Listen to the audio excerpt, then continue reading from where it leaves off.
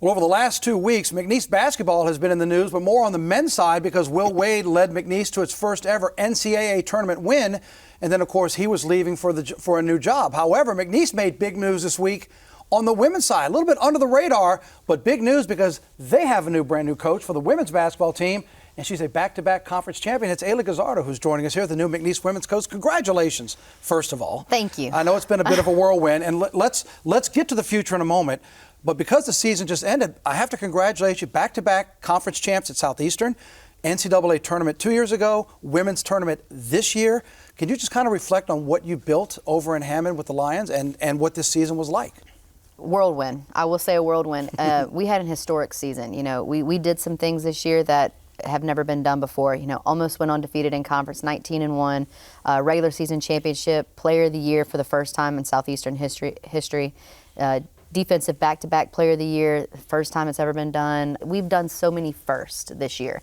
Historic season, exciting season, and a memorable one definitely for the city of Hammond. And not only just this year, but the back-to-back seasons with the NCAA tournament when you got, I can still see the picture of you winning. You doubled over in emotion just because of having gotten there and making history for that Lady Lions program. Yeah, that was an emotional time.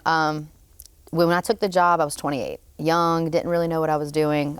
First time head coach, trying to figure it all out. And then, you know, we slowly built it. We went through the COVID era and it was tough, ups and downs, but ultimately we got to where we needed to get.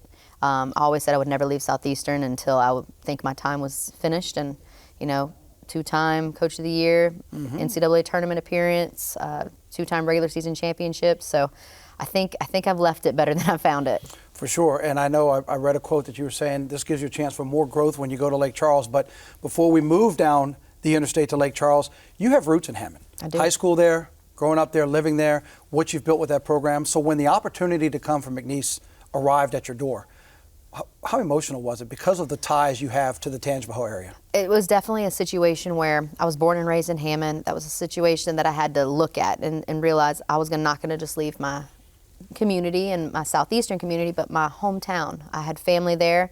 My kids were raised there. It's something that it was going to be a big decision, and it had to be a professional, personal, I guess, career decision that I had. Ultimately, for me, it came down to what's best for me and my family. And I know that I'm always going to have Hammond as my home. You know, I've got my people there. I can always come back if I need to, but I think it was time.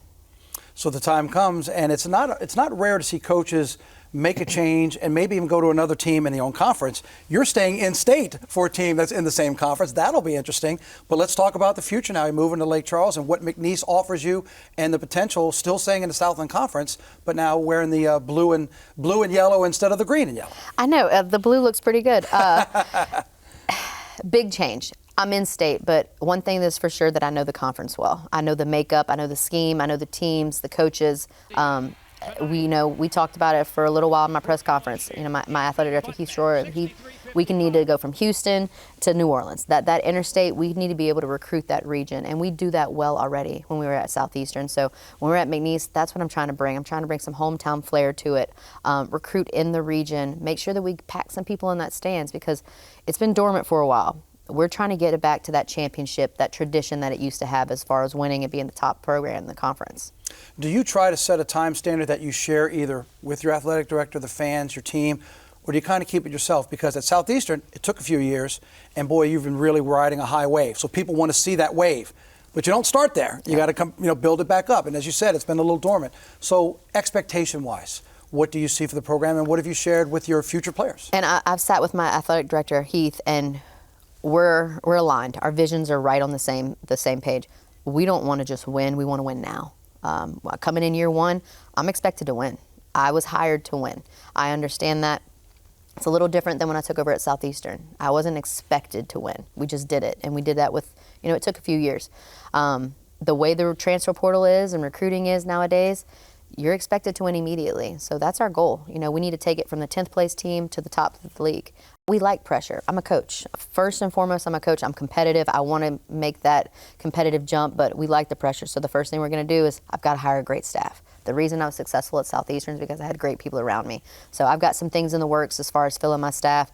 And then once we get that, we got to find those great players. And a lot of them are in the transfer portal right now. Going to go snatch them up.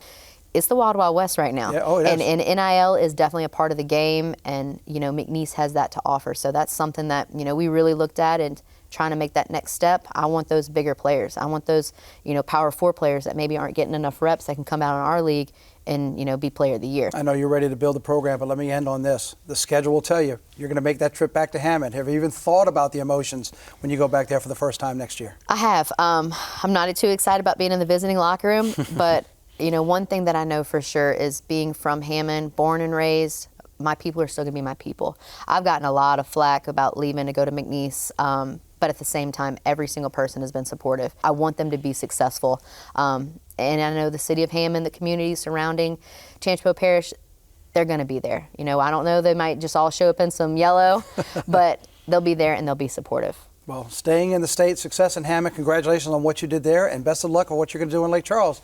Cowboys got a good one. El Gazzardo making the move from Southeastern to McNeese, from Lion up to go Pokes, right? Go Pokes. Thanks for your time, Coach. Congratulations. Thank you.